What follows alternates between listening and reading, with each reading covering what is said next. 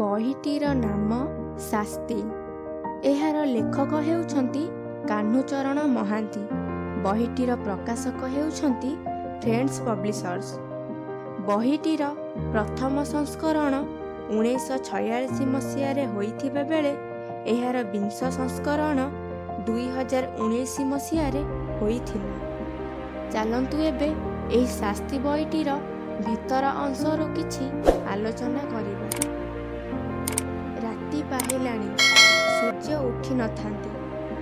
ପୁଷ ମାସର ଦିହଥରା ହାଡ଼ ଦୋହଲା ଶୀତ, ତଥାପି ସନିଆ ଚାଲିଛି। ଗୋଡ଼ ତଳର ଘାସ ଉପରେ ରାତିର କାକର। ତଳିପା କୋହଲି ଉଠୁଛି, ଥରି ଉଠୁଛି, ଥରି ଉଠୁଛି ହାତ ଦିଖଣ୍ଡ, ଥରି ଉଠୁଛି ହାତର ବାଉଁଶ ବାଡ଼ି। 7 ଗଇଁଠା କନା କେଇ ଗଣ୍ଡି ଗୁଡ଼ା ହୋଇଛି ଅଣ୍ଟାରେ। ଆଣ୍ଠୁ ଉପରେ ଝାଲରା ପରି କନା ଧଡ଼ି ଓହଳି ପଡ଼ିଛି।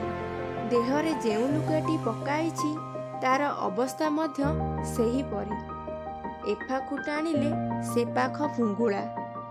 ପାହାନ୍ତାର କାକର ପଡ଼ି ସେ ଓଦା ହୋଇଛି। ସନିଆ ଚାଲିଛି। ଦେହରେ ରକ୍ତ ମାଂସ ନାହିଁ। ହାଡ଼ କେଇ ଖଣ୍ଡ ଉପରେ ଘେରା ହୋଇଛି ଯେଉଁ ଚମ, ସେ ବି କୁଞ୍ଚୁ କୁଞ୍ଚିକା। କୋରଡ଼ ଭିତରେ ଜ୍ୟୋତିହୀନ ଆଖି। ମୁଣ୍ଡର ଫୁରୁ ଫୁରୁ ବାଳ କେରା କେରା ହୋଇ କପାଳ ଉପରେ ଝୁଲୁଛି। ଚାଲିଲା ବେଳେ ଆଣ୍ଠୁକୁ ଆଣ୍ଠୁ ବାଜୁଛି। ମୁଣ୍ଡ ଝୁଙ୍କି ପଡ଼ୁଛି, ସତେକି ଟଳି ପଡ଼ିବ। ହାତରେ ବାଡ଼ି ହୋଇଛି ତାର ବୋଝ, ତଥାପି ତାକୁ ଛାଡ଼ି ପାରୁନାହିଁ। ସେତିକି ତାର ସାହା, ଭରସା, ସମ୍ବଳ, ଅବେଳର ବନ୍ଧୁ, ବାପର ସ୍ମୃତି। ଆଗରେ ଦିଶୁଛି ଯେଉଁ ଗାଁ, ସେଇ ତାର ଜନ୍ମ ମାଟି। କେଡ଼େ ଖୁସି ଲାଗିଲା ତାକୁ। କଙ୍କାଳର ପଞ୍ଜରା ହାଡ଼ ଥରାଇ ନିଶ୍ୱାସ ଛୁଟିଲା।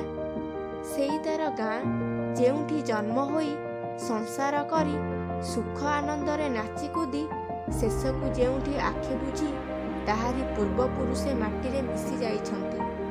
ଯେଉଁ ଗାଁର ମଶାଣିରେ ପୂର୍ବପୁରୁଷଙ୍କ ଅଶରୀର ଆତ୍ମା ମିଳନ ହୁଏ, ସେଇ ତାର ଜନ୍ମ ମାଟି।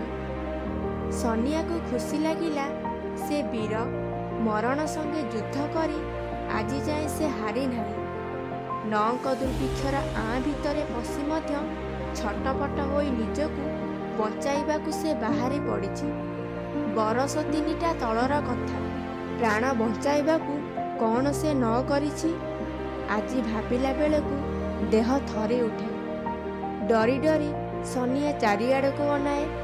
ଯେତେବେଳେ ପେଟ ପୋଷିବା ଅସମ୍ଭବ ହେଲା, ବାସନ କୁସନ, ଜମିବାଡ଼ି ବିକ୍ରିବଟା କରି ନହିଲେ ବନ୍ଧା ଦେଇ ମଧ୍ୟ ପ୍ରାଣ ବଞ୍ଚାଇବା କଷ୍ଟକର ହେଲା।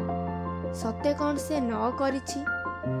ଗାଁ ଛାଡ଼ି ଲୋକେ ପେଟ ବିକଳରେ ଯିଏ ଯୁଆଡ଼େ ପଳାଇଲେ।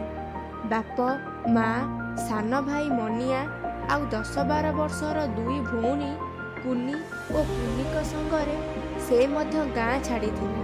ବେଶୀ ଦିନ ଏକାଠି ରହିପାରିଲେ ନାହିଁ। କେତେ ଦିନ ପରେ ଯେତେବେଳେ ଜୀବନର ମାୟା, ନିଜେ ବଞ୍ଚି ରହିବାର ବାସନା, ସ୍ନେହ, ସୋହାଗ ଗୋଡ଼ରେ ଦଳି ଉଠିଲା, ପରିବାରର ବନ୍ଧନ ଡୋର ଛିଡ଼ିଗଲା ଆପେ ଆପେ। ଏହା ଥିଲା ଏହି ଶାସ୍ତି ବହି ଭିତର ଅଂଶର କିଛି କାଂଶ। ଯଦି ଏ ବହିଟିକି ଅର୍ଡ଼ର କରିବାକୁ ଚାହୁଁଛନ୍ତି, ତେବେ ଆମ ୱେବସାଇଟ୍ odisasub.com କୁ